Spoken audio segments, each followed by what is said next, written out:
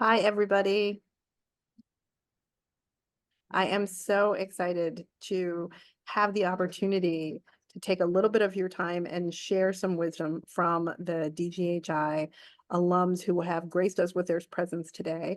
We have four fabulous speakers joining us to talk about their career pathways, what influenced the decisions they made in those spaces, tips, tricks, thoughts they have for you as you are moving through this process.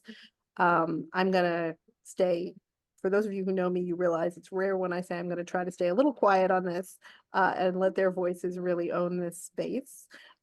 We have three graduates of the Masters of Science in Global Health program and a graduate of the Global Health, Emily, I think major, make sure I've got that right when Yeah. you introduce yourself. Mhm. Good, who is a global health major. And I am going to ask each of them to start by introducing themselves and telling you all a little bit about what their current role is and maybe a little bit about their pathway to get there. So start with you, Paige. If you can start us off, that would be absolutely fabulous. Of course. Hi, everyone. My name is Paige Sholar, and I graduated from the Masters of Science in Global Health program in 2014. So I right now work for a company called 𝗣άχ𝗲𝗀𝗶𝘀𝗁. And that what we really do is we work with African leaders who have a a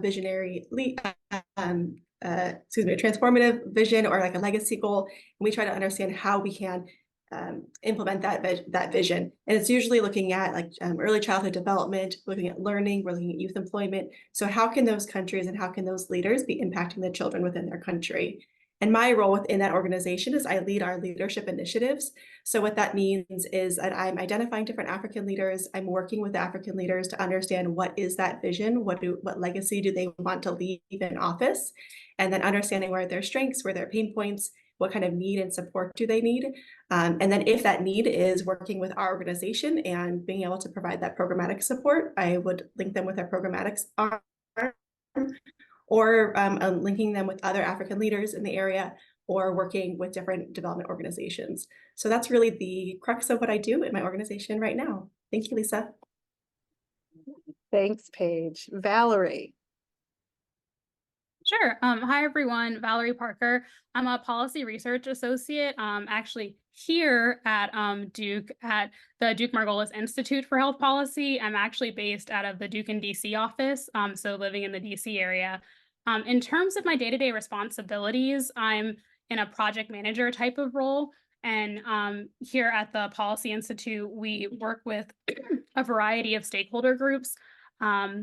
Especially like FDA, NIH, but then also we are a nonpartisan organization. So we're really kind of that bringing everyone to the table to help think through crucial health policy issues. So my most recent project that I finished was a convening just last week on fostering collaboration to advance representativeness in clinical trials. But my work has spanned from clinical trials to accelerating therapeutic development to more global work like the COVID-19 pandemic. So I think I'll stop there. But that, in terms of day-to-day responsibilities, I would say it's, like I said, mostly managing. We plan the different convenings, but also have the opportunity to write different white papers and do more research in that sense. So a role with kind of a variety of responsibilities. So thanks, Lisa. That sounds just incredible. I can't wait to keep hearing more about this. Paul. Hi, everyone. Paul Park. I graduated from the MSc Global Health program in 2013. I completed as part of a joint program with the Global Health Pathway. So that's the program for physicians that are doing residency or their fellowship at Duke. So at the time I did my, instead of doing a 3-year program in internal medicine, I did a 4-year program with that extra year that included the MSc work. And so currently I am the senior director of programs at a nonprofit in Seattle called Solid Ground. So Solid Ground, I like to say, is working on the domestic side of global health. I've been here for the past 1.5 years. And so we focus on, on low income and marginalized communities such as immigrant populations, the BIPOC community, and other marginalized groups in the Seattle area. It's really a mix of social services and public health. So everything from housing, access to mental and behavioral health services, food and nutrition. We also have a transportation program and great legal advocacy supports, as well as just advocacy work in general with local lawmakers and Congress members. And I also am working part-time as a primary care physician for Keene County Public Health. So this is the county in which Seattle's in. And so, given our large homeless and vulnerably housed community, we have great, not just public clinics, but a mobile medical van.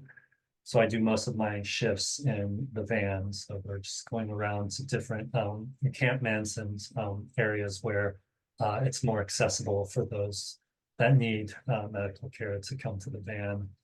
And then I'm also an assistant professor at Brigham Women's Hospital in Boston and also Harvard Medical School. These are academic appointments that I have retained from my previous work, which I'm happy to get into, that I worked for Partners in Health for 8 years, lived 4 years in Rwanda, and then worked from the Boston headquarters. So that's how I was able to build that relationship with Brigham and Harvard. And so I've been able to transition towards a domestic focus of global health while still maintaining and having that academic side of my work.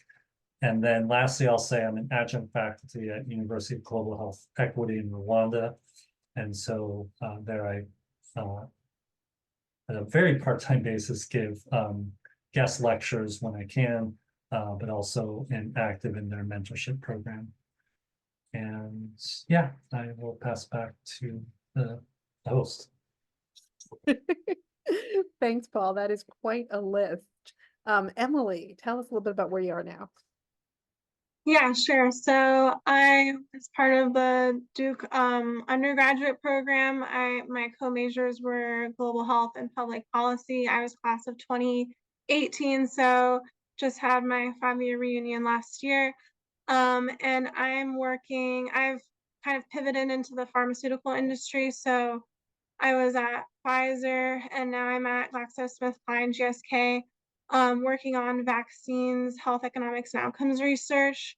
So health economics and outcomes research, it's kind of abbreviated as HEOR, and it's kind of a field within the pharmaceutical industry where you look at the population impact of different products. So I'm focused on vaccines, so looking at the population level impact of different vaccines in GSK's portfolio.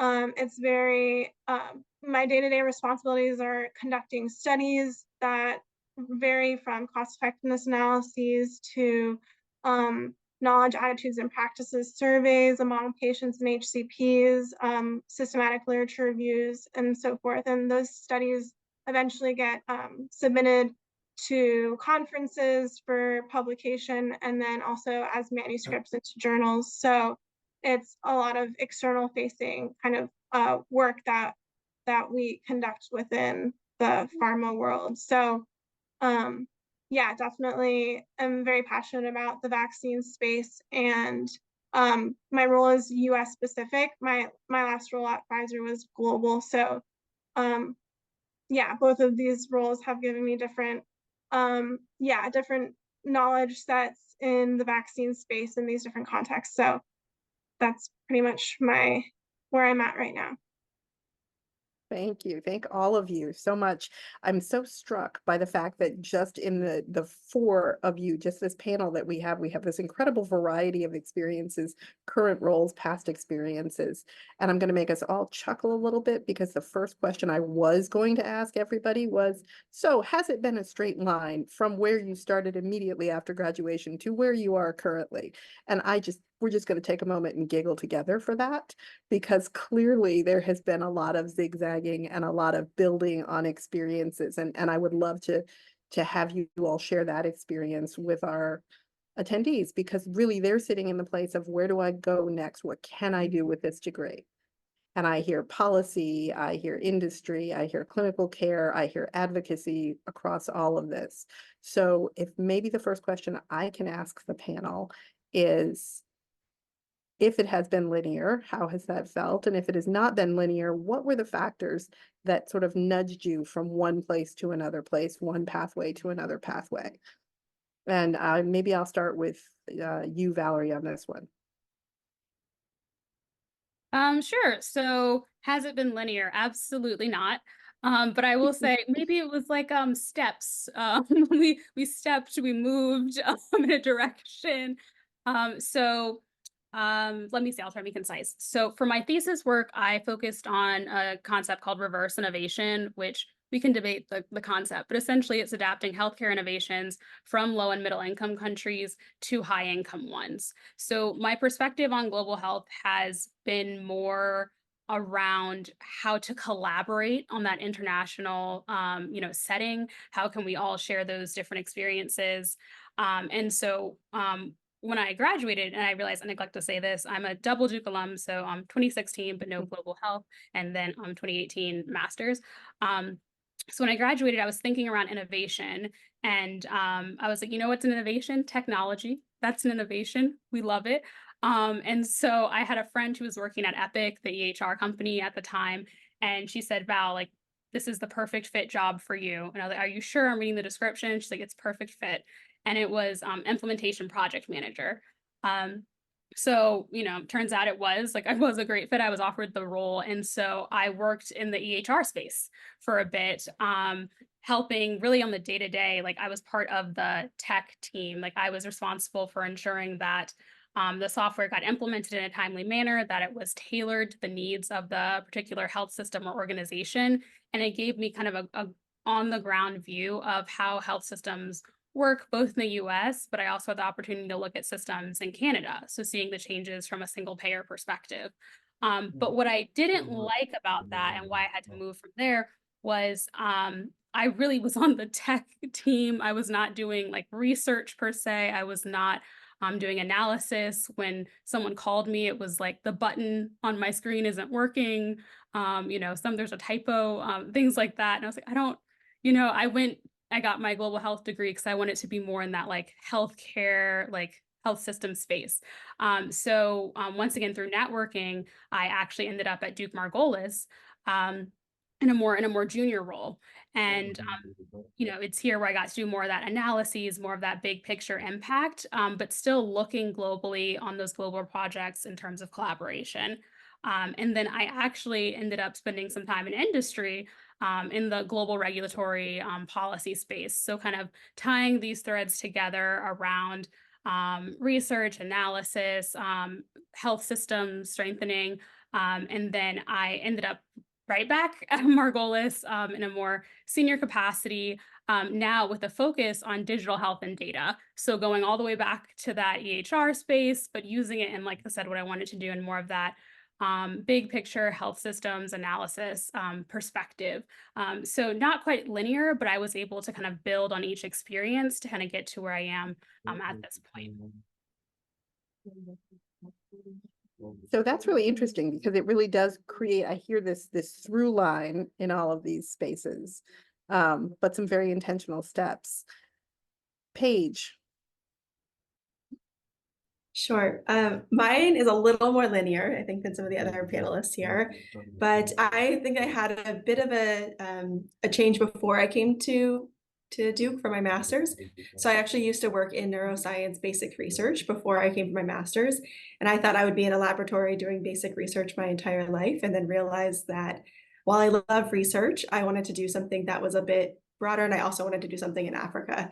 And so that was kind of where my big pivot or my big shift happened, is I thought, let me apply to school, see if I can get in and get my master's degree, and see if I can change my career path. And that was a change in my career. I was going to Duke for my master's program. And since then, I've actually, the professor that was a professor at Duke at the time was Dr. 𝗣𝗲𝗶𝘀𝗁𝗏. He's who I was connected through from, actually Lisa connected me with him. And I ended up working for him for several years, and he was one of the co-founders of the organization I work at now, which is Big Win Philanthropy. And so I've really been with Big Win for about a year or two after I graduated from Duke. But I will say within that organization, I've shifted quite a bit, and there has been, so it may look quite linear on my resume, but what I do is actually not linear at all. I came in doing research, trying to understand if we were going to invest in, ending child violence, what was the economic impact on that? What was the research that was behind that? What would our portfolio look like within something if we were looking at a new space? And then I've kind of moved on to the programmatic management of different portfolios that we've done. And now I'm really in this leadership space. And I think I would echo what Valerie said about thinking about it in a step-by-step. Every step is a little different. I think every time you move into a new position or new role, understanding what do you like about this? What don't you like about this?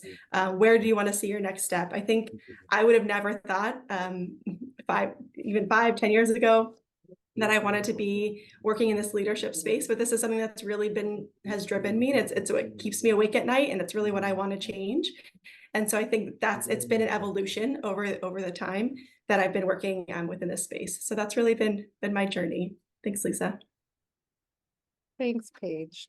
Emily, the same question to you. Sure. So yeah, I agree that it's definitely been stepwise. So this is, I guess, tailored more for those who are part of DGHI in the undergraduate capacity right now. So right after undergraduate, worked out RTI International in the Research Triangle as an economist. So that was very data analysis heavy. And I learned what I liked and what I disliked in that position.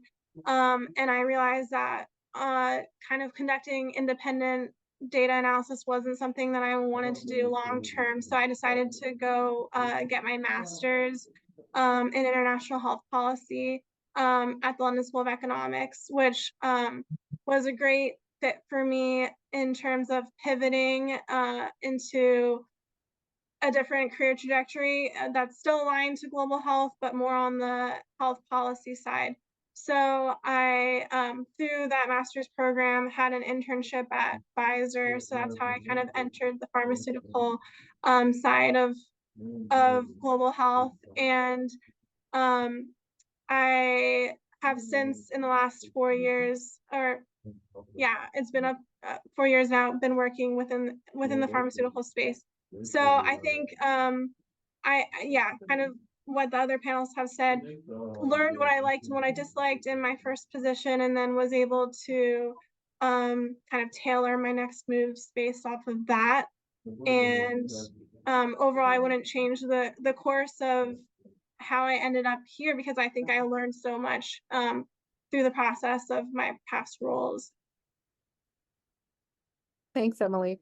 Paul, I want to put the question to you, but I want to actually add a little bit of nuance to it, because I think one of the things that is really interesting when I listened to you walking through your career has been both the stacking of the roles you've had and then the moving back and forth in clinical and non-clinical spaces between advocacy and service provision. And so if you can talk a little bit about sort of what drives those shifts and where you've made some of those decisions, that would be great. Yeah, sure. So I think that initially after finishing the MSc, I wanted to gain field experience for what I wanted to do. And again, as Emily just said, trying to figure out what you like and don't like, that's really important. And for me, I knew that I wanted to just get more field experience. And I saw it really as an investment of just learning, getting to be on the ground. And so my first 4 years with Partners in Health, well, really first 2.5 years, but those first 4 years when I was living in Rwanda, the first half of that, so about 2.5 years, I was technically a volunteer. And I mentioned that not because I think everyone should just volunteer after getting an MSc, but more that my job was structured to where I was doing like 3 months out of the year of hospitalist work at Brigham. So, that was when I was getting paid. And then the other 9 months, I was technically a volunteer for Partners in Health. And so I was getting paid enough. And so my point is that I think early on, I know, people have priorities and trying to, take care of themselves, their family, et cetera. So those are all very personal decisions.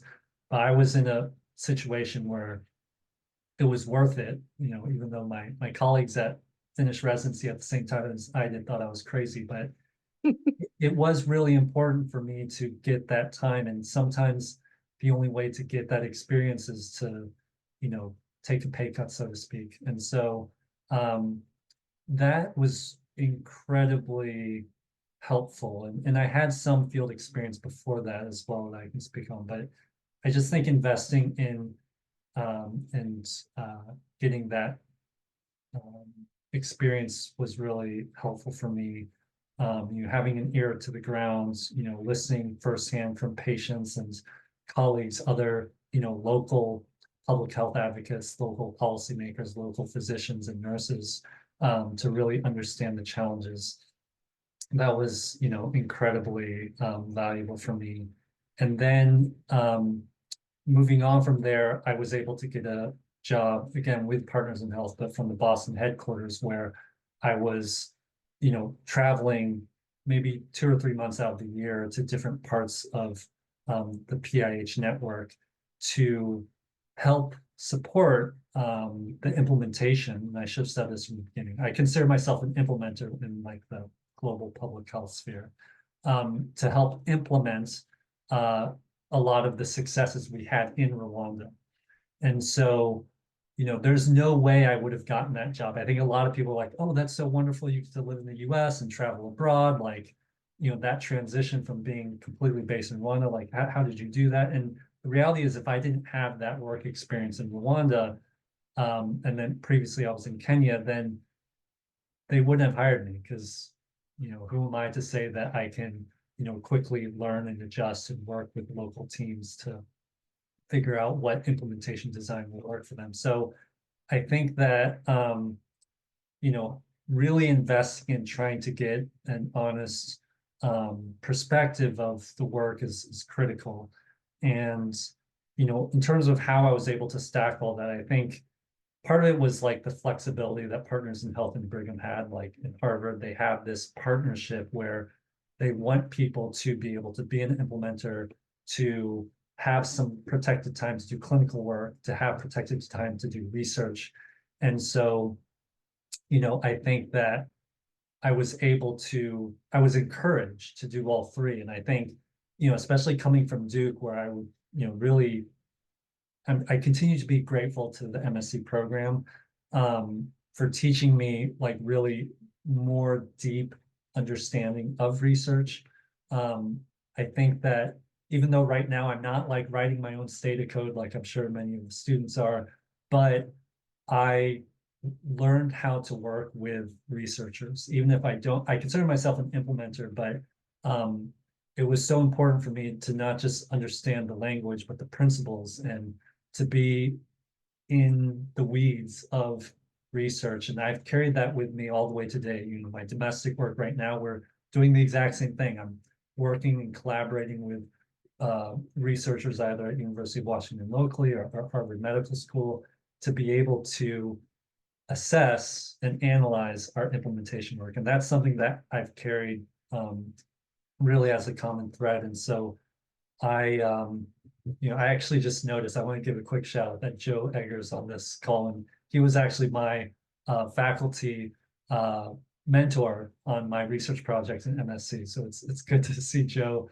again. But I think that, even if that you don't love research, it's okay, but it's really important to continue practicing and reading journal articles and understanding those principles so that you can have those conversations. Because I promise you, whatever you're doing in the field of global health, it's going to be really important to be able to have that data understanding. We're in a data-driven world. Data is everything. So being able to have that conversation and not get lost with the language and provide input is critical. So yeah, I think, I hope that answered the question, but I'm happy to speak more on different topics. I think that what I'm doing to all of you is asking these questions that are fundamentally unanswerable in some ways. So sharing the story is really important. I also think that there was kind of a group collective like shudder at the thought of the state of coding. We are now working in R, but yep, we're at that point in the semester where everybody takes a very deep breath and goes, okay. So let me pivot the conversation just a little bit, because I hear really clearly in all of the pathways that you've outlined, this idea of networking, this idea of being really intentional in learning in each of the spaces that you're in and paying attention to what about that you're enjoying and what about that you're kind of working through, so that informs the next step you're taking. I love that all of you have identified sort of key roles that you think are really the central part of that identity that you are sitting in, the leadership space, Paige, the implementation space, Paul. So now you're talking to a group of people that are in the middle of this spring semester, kind of what do I do? How do I get to this lovely pathway that you all have talked about that feels very linear and straightforward and clear when you're talking about it retroactively, but in that spring moment, it's just a giant blur. So let's talk about what do you think people should be paying attention to as they start to do that job search? What do you think key things that were helpful to you that you want to share would be? Maybe I'll start with you, Emily, on this one, and then I'll just ask the group to kind of pop in. Sure.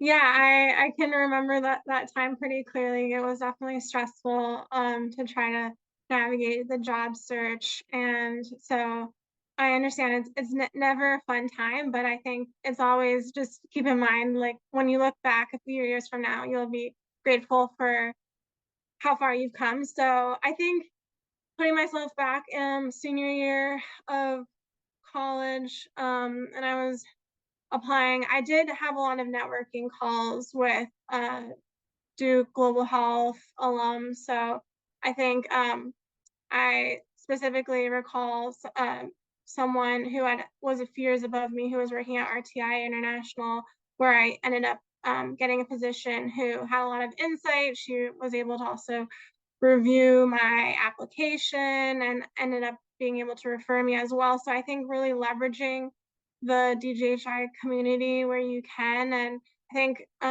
you'd be surprised how happy people are to jump on a call and talk to you about their position or their career trajectory. So I think it's always helpful, especially rather than applying just into a void where you never know where your application ends up, like first establishing a connection with that where you're applying and trying to speak to someone one-on-one before applying. And I think that's definitely my biggest advice, would just be to try to reach out to people through the DGHI community.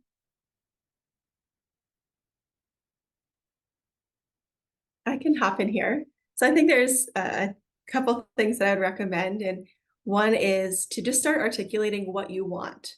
I think it's really, really nice to just practice, have those informational interviews, talk to people, talk to everyone at Duke about what you want. The more clear you can get, and it doesn't mean that that's what you want forever. I think we all talked about how things have changed and it's been stepwise for a lot of us. But if you can articulate what your next step is, what you want that to be, the more clear you are, the more informational interviews those people can identify who in their network that can support you, how to refine your application, how to refine your CV, whatever that piece is. But I think just start talking about what do you want is really, really useful. And then another one that's really hard is be patient.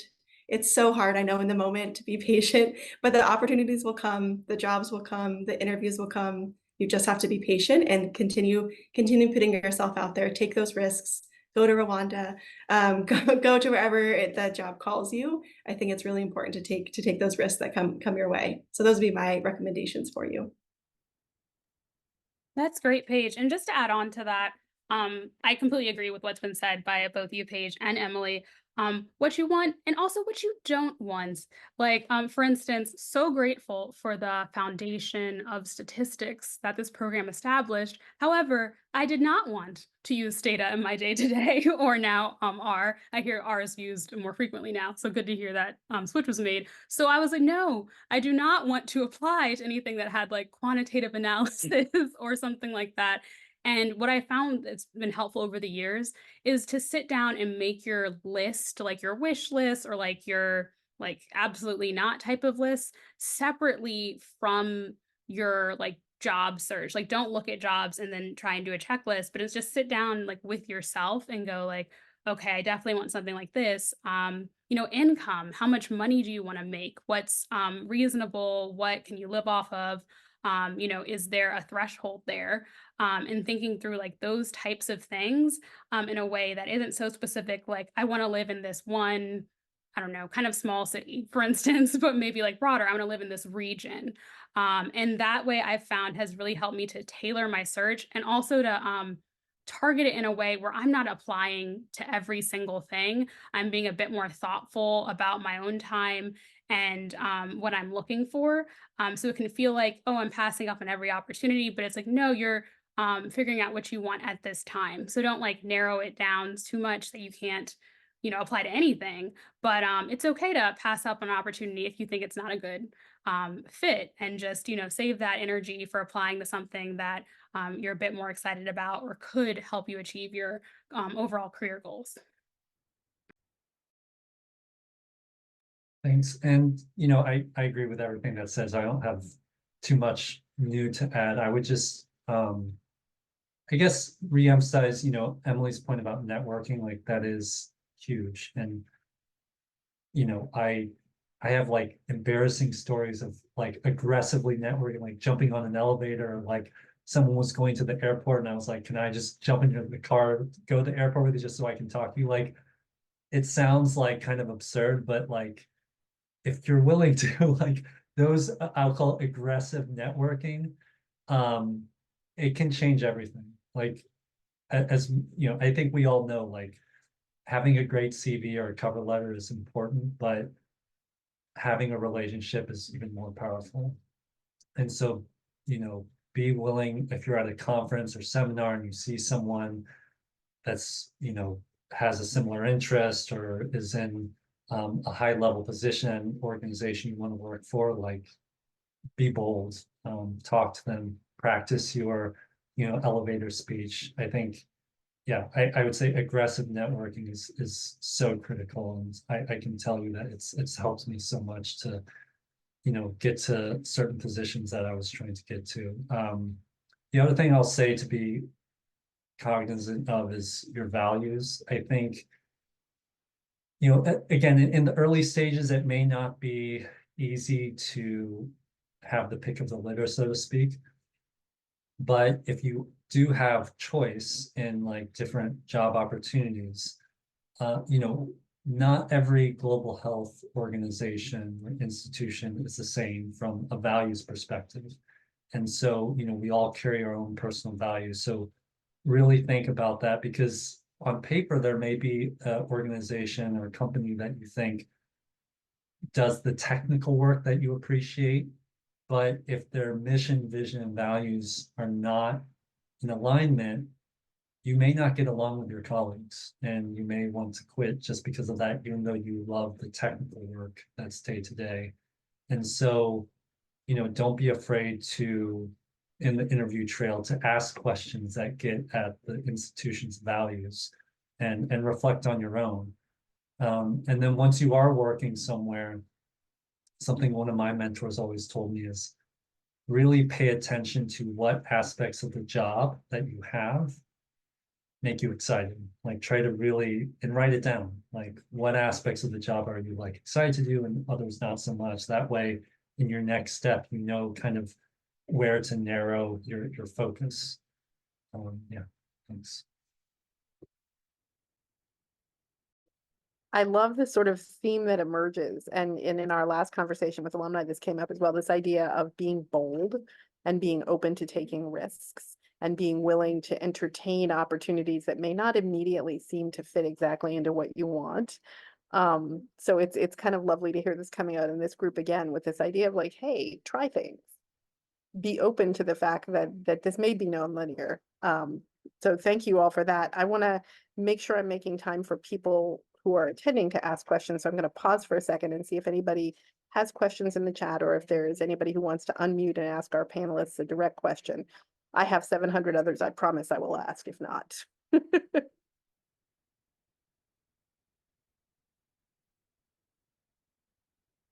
Okay, so while the group formulates the questions that they're going to ask you, the next question I want to ask, and I want to ask you to sort of reflect back into your program of study and into the work that you were doing while you were a student, and think about what were the courses or the projects or the activities that you undertook while you were here at Duke that you would point to as being fundamental in your job search, either initially or as you've moved forward.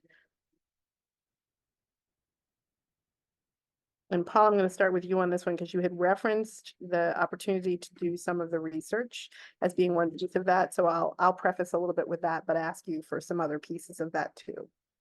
And then again, just pop in as you see fit, folks.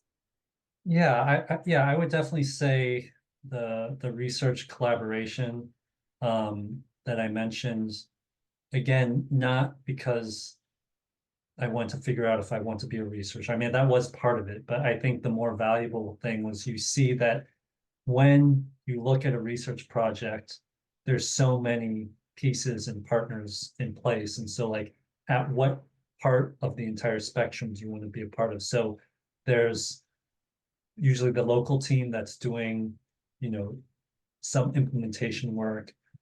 And then they may have like a monitoring and evaluation team that's not actually doing research, but has some early data of some implementation project.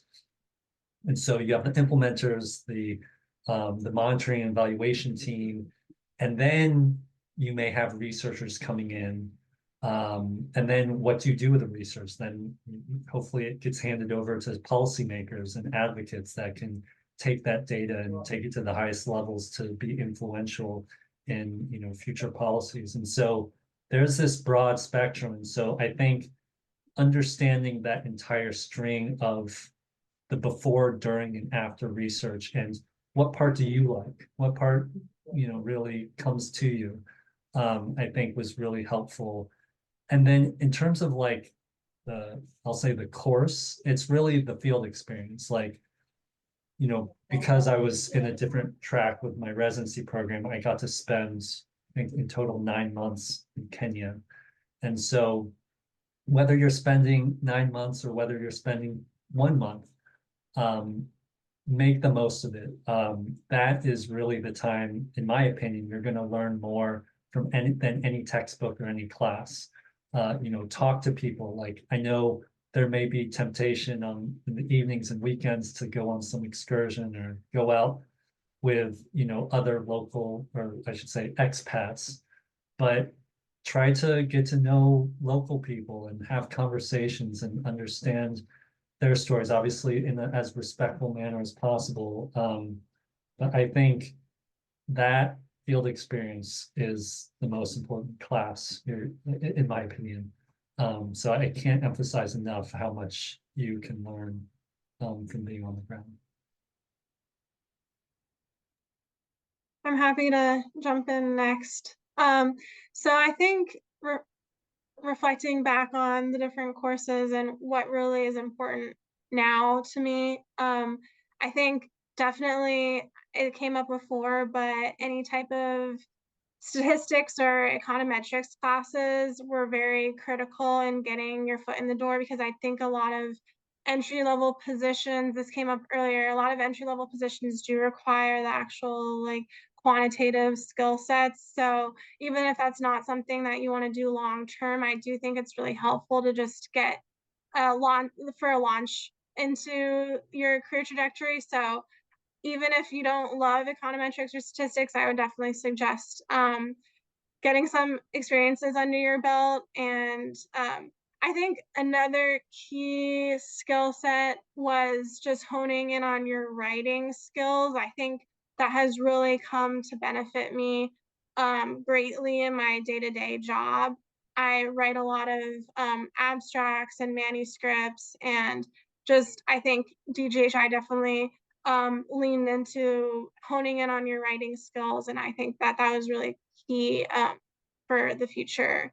And yeah, I think the programs. So I did Data Plus. That was through the Gross. It was in Gross Hall. I think it was through the math department. And then I did a Bass Connections program in North Carolina.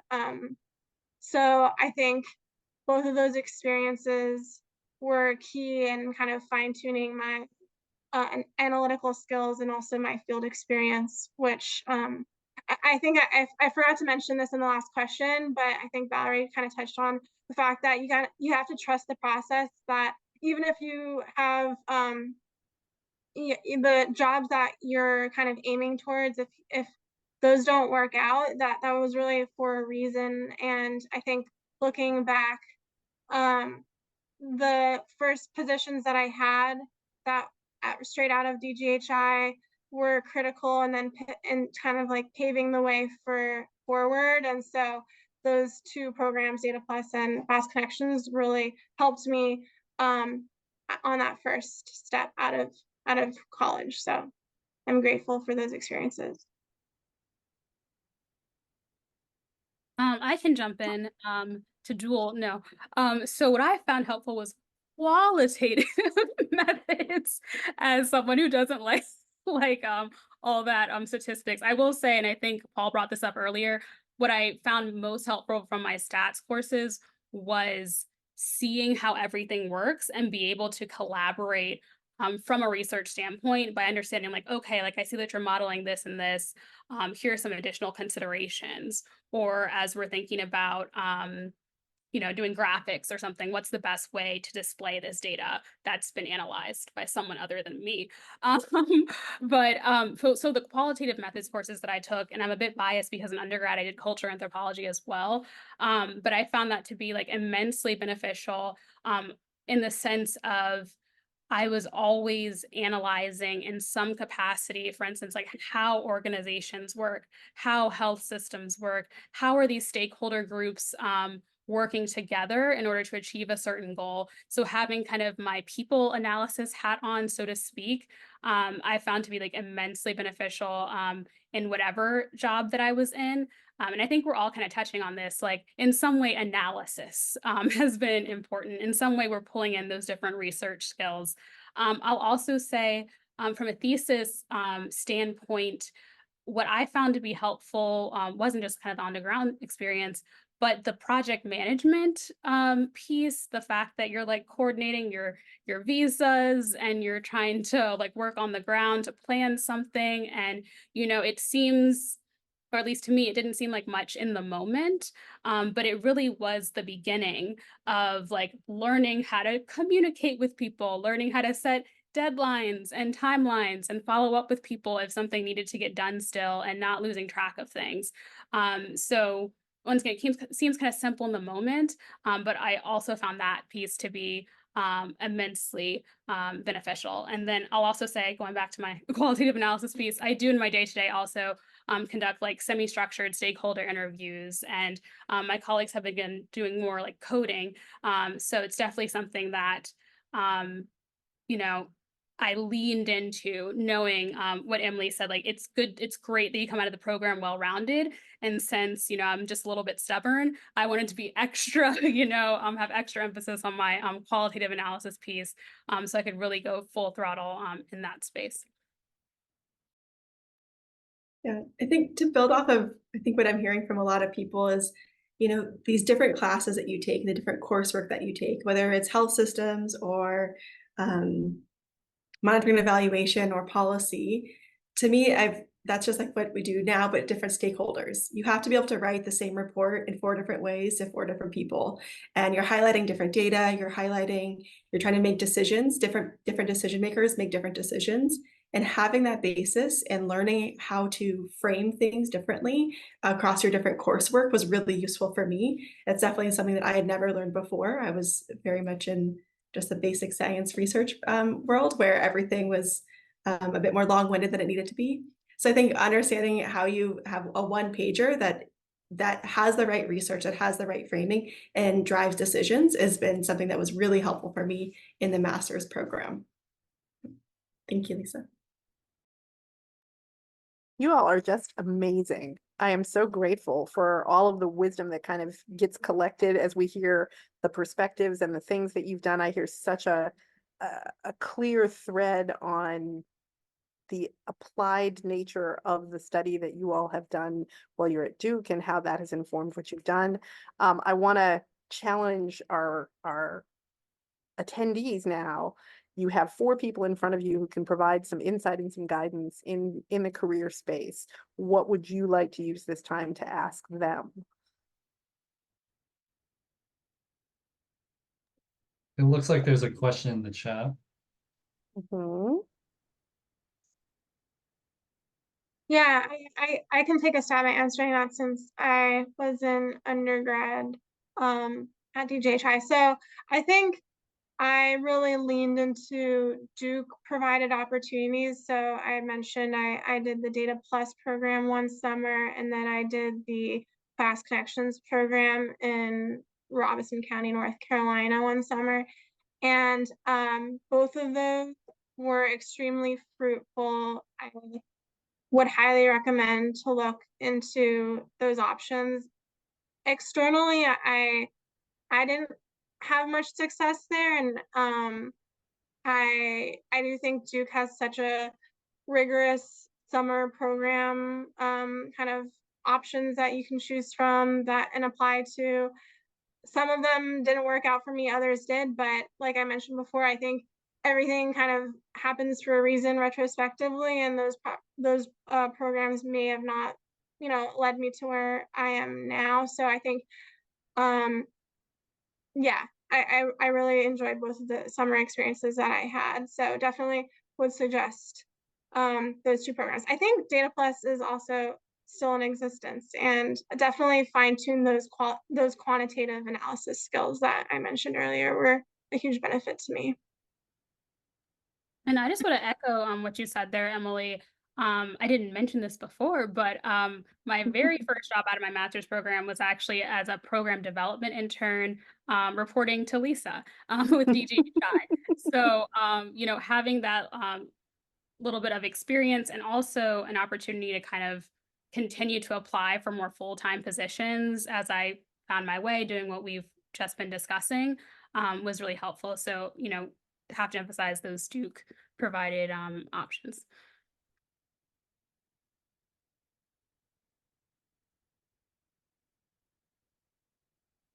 Other questions from our attendees? Type them into the chat, unmute, raise a hand. I have a question about the job you talk about. I think you mentioned the first job is very important. I just want to hear more about like how you apply, how you think about the direction of your first job and you apply it for. And do you have any recommendations or insights on that?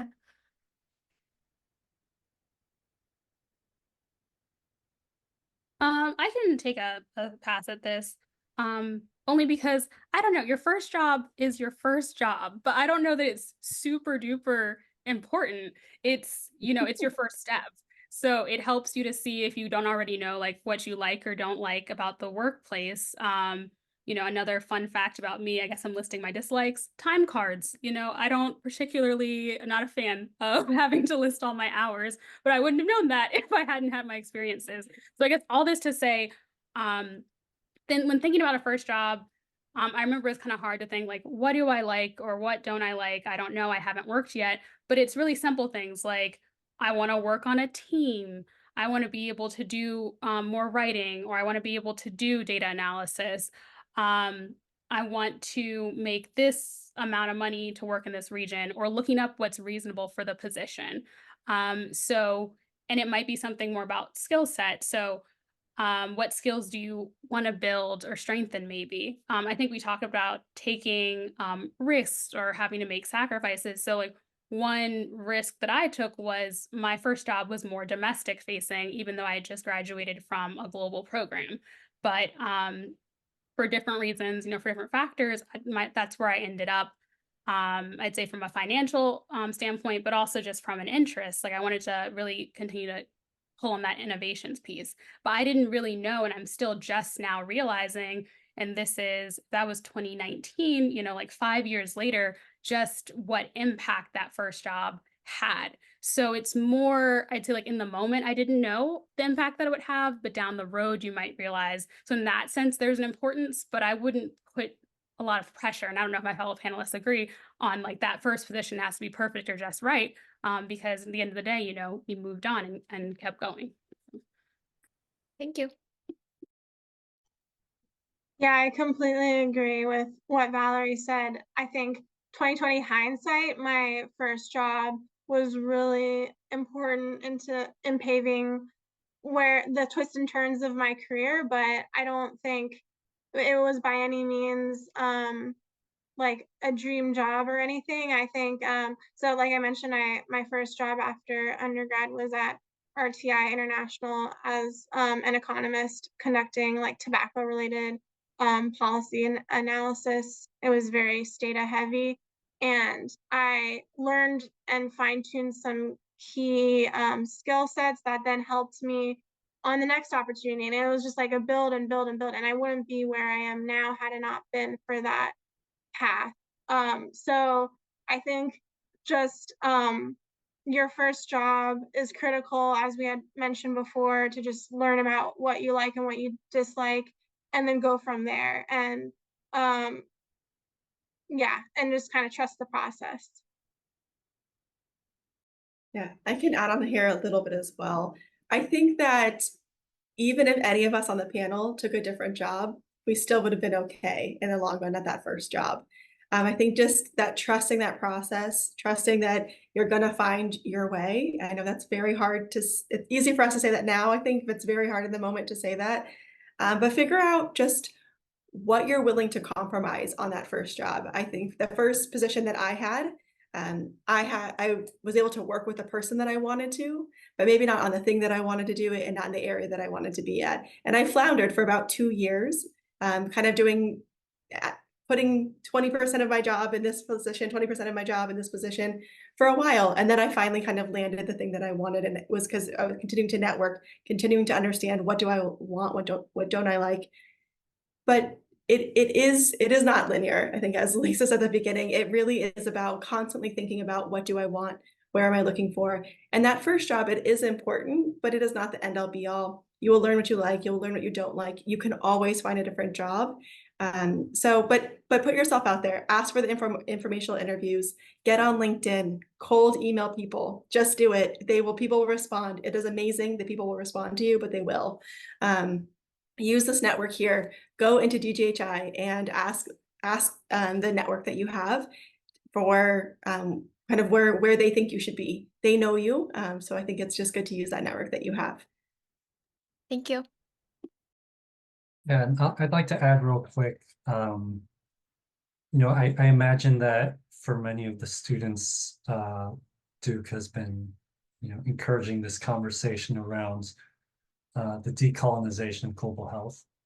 And I don't know, from your perspectives of trying to find entry-level jobs, like how exactly that movement has impacted what jobs are no longer available, or maybe new jobs are available. So, obviously it would also depend on your own personal background. If you were born and raised in a certain country, then that may open doors. But just be cognizant that that decolonization of global health movement, which is, in my opinion, a very good thing, has shifted the way organizations and companies are thinking about who they hire and what kind of positions should have certain lived experiences.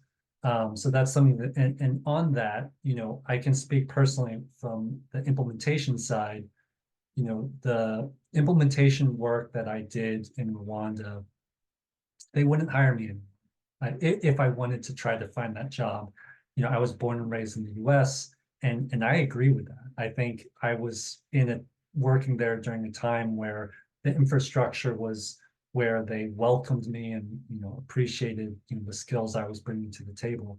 But, things have changed, I think, in a very good way as countries are able to strengthen their own workforce and infrastructure. And so, I mentioned this because that was part of the reason why, when I looked at my own values and my own interests in implementation, I was able to think about the domestic side. And, for me, and again, this goes back to like thinking about your values when you look at jobs.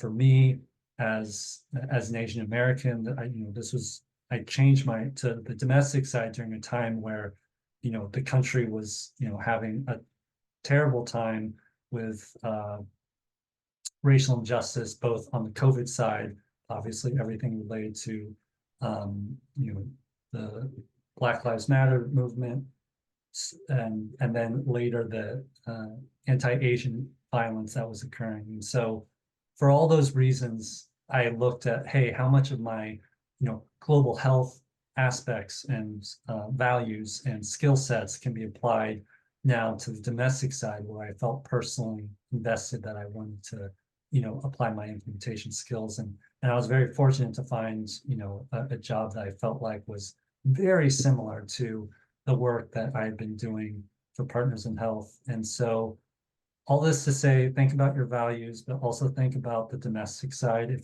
especially if you're struggling, like maybe you want to work in East Africa or Southeast Asia, but those opportunities may not be there. And so it's okay to, there's a lot of obviously need when we talk about global health, we're talking about the whole world, including the US, in native reservations, rural US, urban areas. So, I would include the United States in your job search for global health. Thank you all. Thank you. Oh, I'm sorry, Lisa, just to follow up on Paul's point, I just want to say, like, as you're looking domestically, and I don't know if you might feel disappointed, disheartened, one thing that I've been focusing on throughout my career is that collaboration piece. So maybe you're doing some work domestically that becomes applicable abroad, and that you can work with colleagues abroad, and that can be a link to being in a more international space. So you can start domestic and still like build your network out, expand your interest globally, being conscious of this, like, new decolonial type of world. Yeah, Thanks, and actually, Valerie. I would love to chime in. So my current role is focused on vaccines domestically and health economics for vaccines in the US. And I think there's a lot through the ongoing studies that I'm conducting. There's a big focus on health equity, and especially in the vaccination space, like the US is lagging behind. So I think my trajectory post DGHI has been more or less focused on domestic health policy issues, and I think that there's a lot of work to be done. And it's probably just as extreme of issues, especially in the health equity space, as in other areas of the world. Thank you all so much. I really wish we had more time with everybody, because of course the conversation just gets meatier and more interesting the further into this we go. I really appreciate the perspectives that have been shared here. One of the things that is such a hallmark of global health, we always talk about its interdisciplinarity. I think it's really important, and I appreciate the sort of focus on the idea of think about the work of health equity rather than the location of it. In terms of the jobs you take and the choices that you make in this space, the idea of being led by your values. For pretty much everybody who's on this call, values are what walked us through this door. So continuing to center that in a career space becomes really important. Thank you for the wisdom that you all have shared here. The last question we had that popped up, and we won't have time to explore it, but I will ask everybody to think about it as they move forward, was around the idea of how do we nurture relationships that are developed through networks, conferences, where maybe there isn't that proximity. And so as we leave the call and we think about career stuff, thinking a little bit about how we have built and nurtured those relationships and those networks moving forward, and adding that to an intentional part of the career and professional development trajectory to deliberately engage with that network development, restoration, and support. Thank you all so much. It has been such a pleasure. And I am so grateful for the opportunity to see everybody again and to hear where you are and what you are doing. Thanks to our attendees for joining us. I hope that we are doing these again soon. Best to all.